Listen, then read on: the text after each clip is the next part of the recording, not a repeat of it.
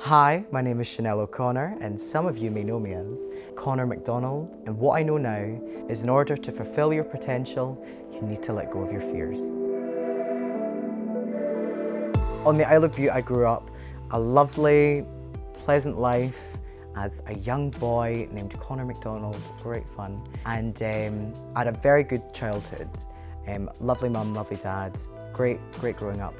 But I was never truly satisfied. I used to hang around with this group of eight girls when I was in high school. And there wasn't really any other like gay people or queer people on the island. You had the occasional like, maybe they are, maybe they aren't, you never know. But literally, I felt so alone that, to the point of like, I only thought there was like 2 other gay people in the world. One of them being Barrowman, of course. But when I used to tell my friends, oh yeah, I'd quite like to do drag, and they would go, oh my God, you'd be great at that. And it was that moment of like, okay, what happens if I become a drag queen?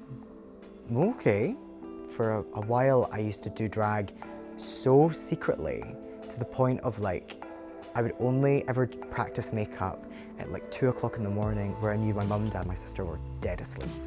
And if I was ever buying makeup, I would get all of my girl pals, I would get them to buy me the makeup, and I'd just give them the money. And it was on the island as well, so of course, if you walk into Semichem, it's good old Sheila, who's also works in Semichem, and she's the butcher, and she also works in the cafe at school. Like literally, that's how it was. I came out at the age of 14, came out to my dad, and the way I did was, I came in after a day at drama school on the Saturday, which I was away, living my life, having a great time, being who I want to be.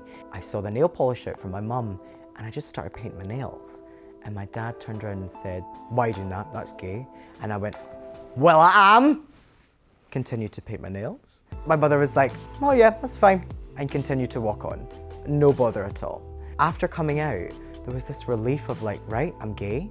Okay, everyone knows it, we're fine. With her showing support, I could show support back and love back, to the point that I could be open and honest with her about what Chanel's up to, what shows I was doing. And I remember there was a moment where I invited my mum upstairs to my bedroom, and I literally was like, right mum, I'm gonna show you my drag.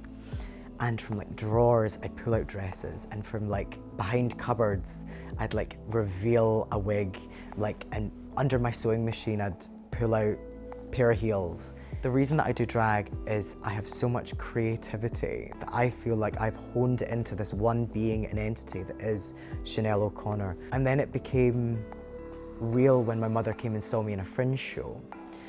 And that's when she was like, oh my God, you're so talented. This is amazing. You look stunning, you look gorgeous. And she really became an avid fan, a true Chanel supporter. So for the fears, for me, the one big one was that my family would turn on me, that I would be thrown out.